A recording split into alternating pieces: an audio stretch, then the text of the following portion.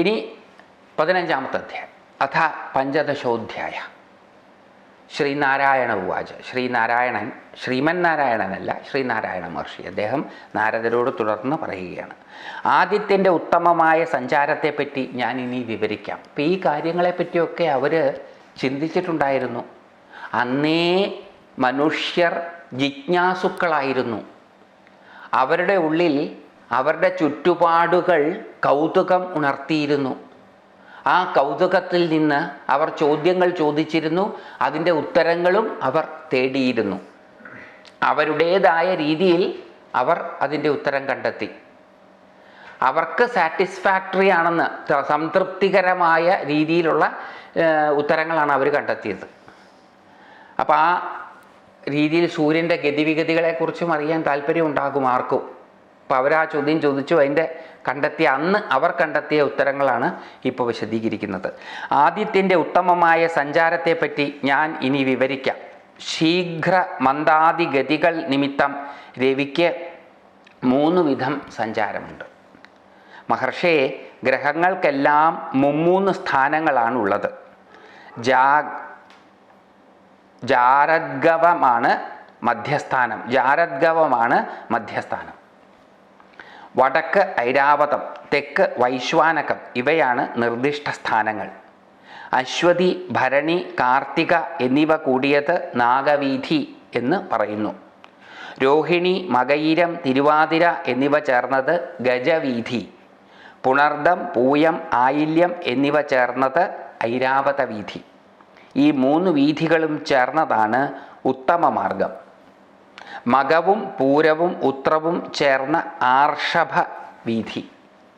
അത്തവും ചിത്തിരയും ചോതിയും ചേർന്നത് ഗോവീഥി എന്ന് പറയുന്നു. ഇതൊക്കെ നമുക്ക് അറിയാമായിരുന്ന നക്ഷത്രങ്ങളാണ്. ആ നക്ഷത്ര സമൂഹങ്ങൾ ഒരുമിച്ച് നിൽക്കുന്ന സ്ഥലമാണ് ഈ പറയുന്നത്. വിശാഖം, അനിഴം, കേട്ട എന്നിവ ജാരദ്ഗവ വീഥിയിൽ പെടുന്നു. ഈ 3 വീഥികളും ചേർന്നത് മധ്യമമാർഗം എന്ന് പറയുന്നു. മൂലം, പൂരാടം, ഉത്രാടം എന്നിവ ചേർന്നത് അജവീഥി എന്ന് പറയുന്നു. തിരുവോണം, അവിട്ടം, ചതയം എന്നിവ ചേർന്നത് മൃഗവീഥി. പൂരുരുട്ടാതി, ഉത്രട്ടാതി, രേവതി എന്നിവ വൈശ്വാനര വീഥിയിൽപ്പെടുന്നു. ഈ 3 വീഥികളും കൂടിയതാണ് ദക്ഷിണമാർഗം എന്ന് പറയുന്നത്. സൂര്യൻ ഉത്തരമാർഗത്തിൽ ഉത്തരായനത്തിൽ വരുമ്പോൾ നുകത്തിൽ കെട്ടിയിരിക്കുന്ന വായുബദ്ധമായ കയർ വലിച്ചു മുറുക്കിക്കൊണ്ടുള്ള കയറ്റമായതിനാൽ ആ സമയത്ത് ആഭ്യന്തര മണ്ഡലത്തിലെ സൂര്യഗതിക്ക് മാന്ദ്യം സംഭവിക്കും. ആരോഹണം ചെയ്യുകയാണ്. അപ്പോൾ ഈ സൂര്യൻ്റെ കുതിരകൾ കയറ്റം കയറണം. അപ്പോൾ കയറുകൾ വലിഞ്ഞു മുറുകും. അതുകൊണ്ട് രഥം പതുക്കെ പോവുള്ളൂ. അവിടെ സൂര്യൻ്റെ ഗതിക്ക് മാന്ദ്യം സംഭവിക്കും. അപ്പോൾ പകൽ കൂടി വരികയും അതുപോലെ രാത്രി കുറഞ്ഞു വരികയും ചെയ്യും. ഇത് സൗമ്യായന ക്രമമാണ്. ദക്ഷിണായനത്തിൽ അവരോഹണമായതിനാൽ കയർ അയച്ചുവിടുന്നതു മൂലം ബഹിർമണ്ഡലത്തിലേക്ക് പ്രവേശിക്കുന്ന തേരിന് ഗതിവേഗം കൂടുന്നു. അപ്പോൾ പകൽ കുറഞ്ഞും രാത്രി ഏറിയും വരും. വിഷുവത്തിൽ സൂര്യൻ അയവും മുറുക്കവും കൂടാതെ കയർ സമനിലയിലാവുന്നതുകൊണ്ട് സമാവസ്ഥയിലാവുന്നതിനാൽ മധ്യമണ്ഡലത്തിൽ വെച്ച് രാപ്പകലുകൾ തുല്യങ്ങളായി തീരുന്നു. ധ്രുവത്തിൽ ബന്ധിച്ചിരിക്കുന്ന 2 കയറും മുറുക്കി പിടിച്ചിരിക്കുമ്പോൾ മണ്ഡലങ്ങൾക്ക് അകത്തായിട്ടാണ് സൂര്യൻ്റെ സഞ്ചാരം. ധ്രുവത്തിൽ നിന്ന് കയർ അയഞ്ഞു വരുമ്പോൾ ആദിത്യൻ അതുപോലെ ബാഹ്യമണ്ഡലത്തിലാണ് സഞ്ചരിക്കുക. മേരുവിൻ്റെ കിഴക്കുഭാഗത്ത് ഇന്ദ്രൻ്റെ പുരിയായ ദേവധാനികയും തെക്ക് യമൻ്റെ സംയമനി എന്നു പേരുള്ള മഹാപുരിയും പടിഞ്ഞാറ് വരുണൻ്റെ നിമ്ലോചനി എന്ന മഹാപുരിയും വടക്ക് കുബേരൻ്റെ വിഭാവരി എന്ന പുരിയും സ്ഥിതി ചെയ്യുന്നു. ഇന്ദ്രപുരിയിലാണ് സൂര്യൻ്റെ ഉദയമെന്ന് ബ്രഹ്മജ്ഞാനികൾ പറയുന്നു. സുരപൂജിതനായ ആദിത്യൻ മധ്യാഹ്നത്ത് സംയമനിയാലും സന്ധ്യയ്ക്ക് നിമ്ലോചനിയിലും അർദ്ധരാത്രിക്ക് വിഭാവരിയിലും എത്തുന്നു. 4 പുരികളിലേക്കും 4 ദിക്കുകളിലേക്കും സൂര്യൻ എത്തുന്നുണ്ട്. അപ്പോൾ രാവിലെ സൂര്യൻ ഇന്ദ്രപുരിയിലാണ്, ഉച്ചയ്ക്ക് സൂര്യൻ സംയമനിയിലാണ്. അതായത് സംയമനി എന്ന് പറയുന്നത് യമൻ്റെ ദിക്കാണ്, അവിടെ എത്തുന്നു. തെക്ക് ഭാഗത്തെത്തുന്നു. സന്ധ്യയ്ക്ക് നിമ്ലോചനി എന്ന് പറയുന്നത് വരുണൻ്റെ പുരിയാണ്, അതായത് പടിഞ്ഞാറെത്തുന്നു. അർദ്ധരാത്രിയിൽ വടക്കും വിഭാവരി, അതായത് കുബേരൻ്റെ പുരിയിലും എത്തുന്നു. മഹർഷേ, ജീവജാലങ്ങളുടെ എല്ലാ പ്രവൃത്തികൾക്കും കാരണം മേരുവിൻ്റെ 4 വശത്തുമായി ആദിത്യൻ ഇങ്ങനെ സഞ്ചരിക്കുന്നതാണ്. ജീവജാലങ്ങളുടെ എല്ലാ പ്രവൃത്തികൾക്കും കാരണം സൂര്യനാണ്. നമ്മുടെ എല്ലാ പ്രവൃത്തികൾക്കും കാരണം സൂര്യനില്ലായിരുന്നുവെങ്കിൽ ഒരു പ്രവൃത്തിയും ഒരു പക്ഷേ ഇവിടെ നമുക്ക് അനുഭവവേദ്യമായിട്ടുള്ള ഒരു പ്രവൃത്തിയും ഇവിടെ ഉണ്ടാകുമായിരുന്നില്ല. ജീവജാലങ്ങളുടെ എല്ലാ പ്രവൃത്തികൾക്കും കാരണം മേരുവിൻ്റെ 4 വശത്തുമായി ആദിത്യൻ ഇങ്ങനെ സഞ്ചരിക്കുന്നതാണ്. മേരുവിൽ സ്ഥിതി ചെയ്യുന്നവർക്ക് എപ്പോഴും മധ്യാഹ്നം തന്നെയാണ്. സുവർണ പർവ്വതമായ മേരുവിനെ ആദിത്യൻ വലം വെച്ച് സഞ്ചരിക്കുന്നതിനാൽ എല്ലാ ദിക്കുകളിലും വിദിക്കുകളിലും ഒരേ സ്ഥാനത്ത് തന്നെ ഉദയാസ്തമയങ്ങളും സംഭവിക്കുന്നു. ഉദിക്കുകയും അസ്തമിക്കുകയും ചെയ്യുന്ന സ്ഥാനങ്ങൾ നിശ്ചിതമായിരിക്കുമെന്ന് അർത്ഥം. ആർക്ക് എപ്പോൾ ആദിത്യനെ കാണാറാകുന്നുവോ അവർക്ക് അതാണ് ഉദയം. ആപേക്ഷികത ആൽബർട്ട് ഐൻസ്റ്റൈൻ ആധുനിക ലോകത്തിന് പറഞ്ഞു കൊടുക്കുന്നതിന് മുമ്പ് തന്നെ ഇവിടെ ഉള്ളവർക്ക് അറിയാമായിരുന്നു. ആപേക്ഷികമാണ് ഉദയം. അത് സൂര്യനെ ആശ്രയിച്ച് അപേക്ഷിച്ചിരിക്കുന്നു. സൂര്യൻ എപ്പോൾ ആര് എപ്പോൾ എവിടെ വെച്ച് സൂര്യനെ കാണുന്നുവോ അവർക്ക് അതാണ് ഉദയം. ഈ സൂര്യൻ വാസ്തവത്തിൽ ഉദിക്കുകയും ചെയ്യുന്നില്ല, അസ്തമിക്കുകയും ചെയ്യുന്നില്ല. ആധുനിക ശാസ്ത്രം ഈ അറിവിലേക്കൊക്കെ എത്തിച്ചേരുന്നത് വളരെ കാലം കഴിഞ്ഞിട്ടാണ്. ആ കാലഘട്ടത്തിന് മുമ്പ് ഈ അറിവുകൾ ഇവിടെ ഉണ്ടായിരുന്ന പ്രാകൃതന്മാരെന്ന് നമ്മളിൽ പലരും വിശേഷിപ്പിക്കുന്ന മഹർഷീശ്വരന്മാർക്കുണ്ടായിരുന്നു. അതുകൊണ്ടാണ് ഈ പറഞ്ഞത്, ആർക്ക് എപ്പോൾ ആദിത്യനെ കാണാറാകുന്നുവോ അവർക്ക് അതാണ് ഉദയം.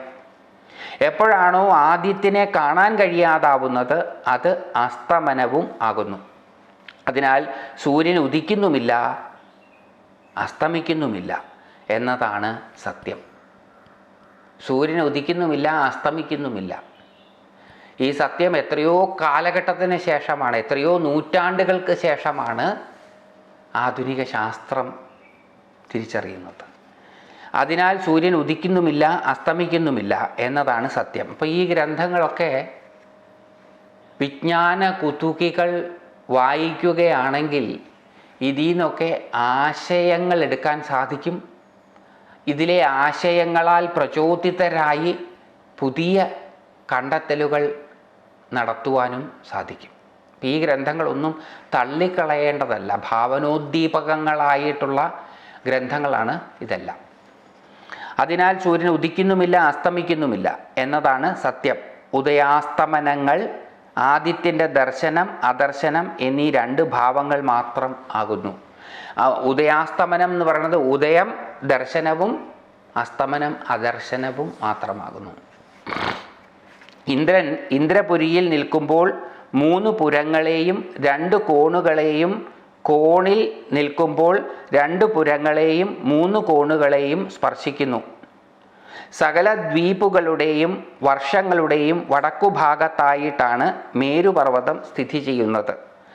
ആർ എവിടെ സൂര്യൻ ഉദിക്കുന്നതായി കാണുന്നുവോ അവർക്ക് അതാണ് കിഴക്ക്.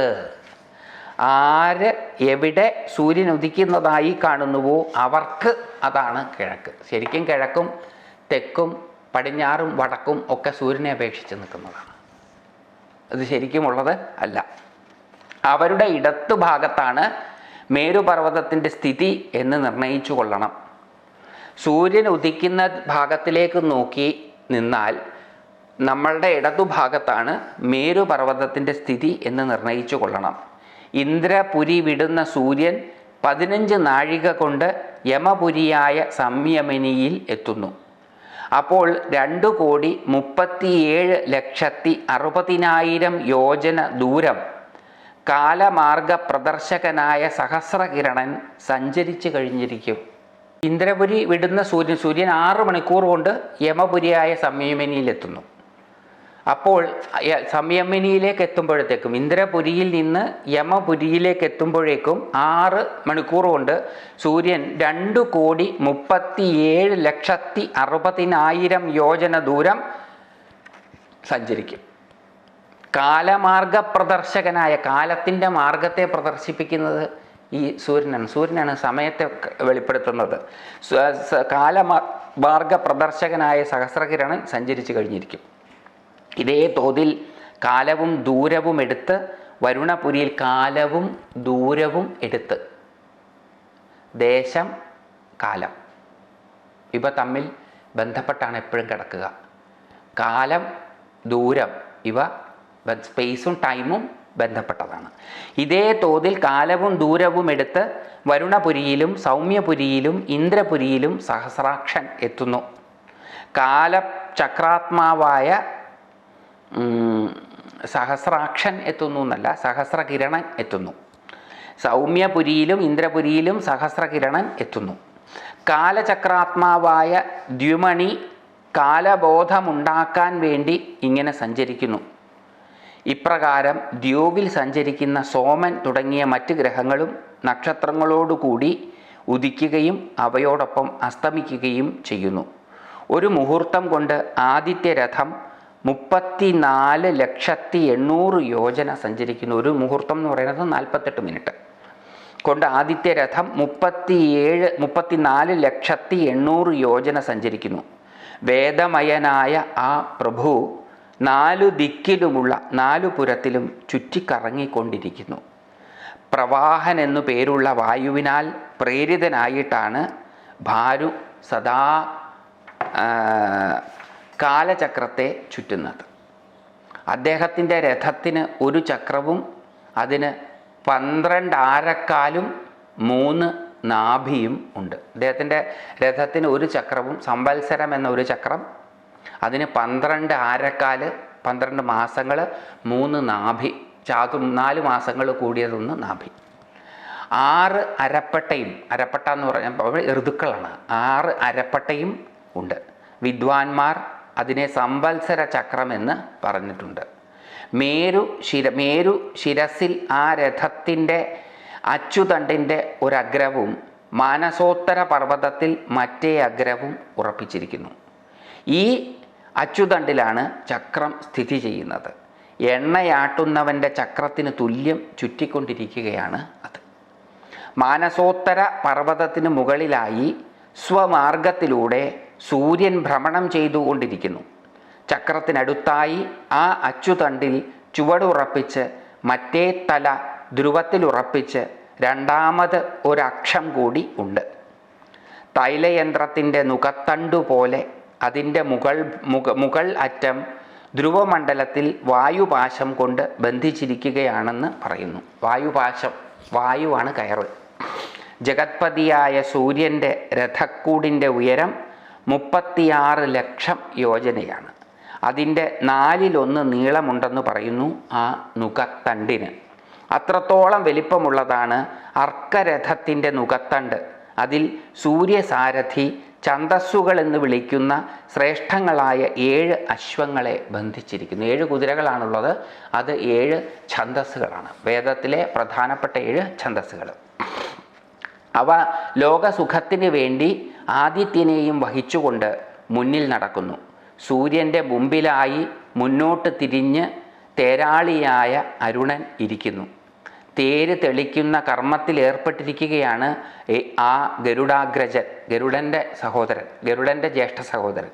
അതുപോലെ ബാലഖില്യന്മാർ എന്നു പേരുള്ളവരും തള്ളവിരലിൻ്റെ അംശത്തോളം വലിപ്പമുള്ളവരെന്ന് പ്രസിദ്ധരുമായ 60,000 ഋഷീശ്വരന്മാർ മുമ്പിൽ നിന്ന് ഉത്തമങ്ങളായ വേദസൂക്തങ്ങൾ കൊണ്ട് സൂര്യനെ സ്തുതിക്കുന്നു.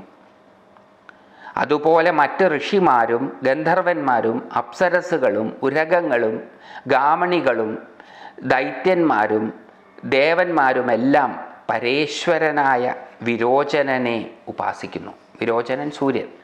ഈ 7 വിഭാഗത്തിൽപ്പെട്ട ഓരോരുത്തരും ചേർന്ന് 7 പേരായി മാസം തോറും ഉപാസിക്കുകയാണ് ചെയ്യുന്നത്. 7 വിഭാഗം, വീണ്ടും ഒരു 7ൻ്റെ കളി നമുക്കവിടെ കാണാം. ഈ 7 വിഭാഗത്തിൽപ്പെട്ട ഓരോരുത്തരും ചേർന്ന് 7 പേരായി മാസം തോറും ഉപാസിക്കുകയാണ് ചെയ്യുന്നത്. 950 ലക്ഷം യോജനയാണ് ഭൂമണ്ഡലത്തിൻ്റെ ദൈർഘ്യം. സർവവ്യാപിയും ദേവദേവേശനുമായ ആദിത്യൻ ക്ഷണനേരം കൊണ്ട് 2500 യോജനയും 2 ക്രോശവും പിന്നിട്ട് നിരന്തരം സഞ്ചരിച്ചു കൊണ്ട് ഇരിക്കുന്നു. അപ്പം ഈ വർണ്ണനയൊക്കെ കേൾക്കുന്ന സമയത്ത് ഇത് നമ്മൾ ഭാവനയും കൂടി ചെയ്യുകയാണെങ്കിൽ, വെറുതെ കേട്ടാൽ പോരാ, കേൾക്കുന്നതിനോടൊപ്പം കാണണം. അങ്ങനെ കണ്ടാലാണ് നമുക്ക് താതാത്മ്യം പ്രാപിക്കാൻ സാധിക്കുക. അതൊക്കെ നമ്മൾ വളരെ വിശദമായിട്ട് ഇതിൻ്റെ തുടക്കങ്ങളിൽ കേട്ടതാണ്. ദേവീ ഭാഗവതത്തിൻ്റെ തുടക്കത്തിലും മഹാഭാഗവതത്തിൻ്റെ തുടക്കത്തിലും എങ്ങനെയാണ് കേൾക്കേണ്ടതെന്നൊക്കെ നമ്മൾ വിസ്തരിച്ച് കേട്ടതാണ്. അപ്പം ഇത് ഭാവനയിൽ ഇങ്ങനെ വിസ്തരിച്ച് കാണുന്ന സമയത്ത് നമ്മളിൽ ഒരു അത്ഭുതം ഉണ്ടാവും. ഇതൊക്കെ സൃഷ്ടിച്ച സ്രഷ്ടാവായ ആ പരമ്പൊരുളിനോട് ഒരു ആരാധന നമുക്ക് താനേ നമ്മളറിയാതെ ഉണ്ടാകും. ഈ വർണ്ണനകളെല്ലാം സവിസ്തരം കേട്ട് ഭാവന ചെയ്താൽ ഉണരുന്ന അത്ഭുതം ആരാധനയായിത്തീരും. ആ ആരാധന അനുകരണത്തിലേക്കും അനുകരണം ആയിത്തീരലിലേക്കും നമ്മളെ കൊണ്ടെത്തിക്കും. അങ്ങനെ ഈശ്വരനായിത്തീരുവാൻ, നമ്മളിലുള്ള ഈശ്വരാംശത്തെ അറിയുവാൻ നമ്മളിൽ അത്ഭുതം ഉണരേണ്ടതായിട്ടുണ്ട്. ആ അത്ഭുതത്തെ ഉണർത്താനും കൂടിയാണ് ഇത്ര വിസ്തരിച്ച് ഇത് വർണ്ണിക്കുന്നത്. ഇവിടെ ശ്രീ ദേവീ ഭാഗവതം 8-ാം സ്കന്ധത്തിലെ 15-ാമത്തെ അധ്യായം അവസാനിക്കുകയാണ്. ഇതി ശ്രീ ദേവീ ഭാഗവതേ 8-മസ്കന്ധേ 15-ഓധ്യായ.